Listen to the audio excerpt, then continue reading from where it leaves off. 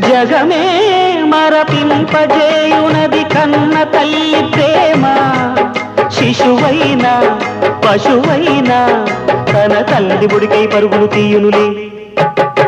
జననీ అను మాటలోని తరియుచు మనిషి జన్మ.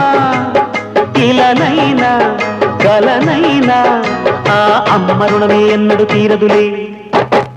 ప్రాణం నా ధ్యానం మా అమ్మ కోసమని, ఉన్న బ్రతికున్న మా అమ్మే లోకమని.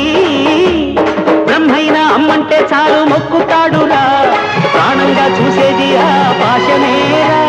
దేవుణ్ణైనా ఎదిరిస్తాను, కాలాన్నైనా శాసిస్తాను, అమ్ముంటే చాలంట అండగా.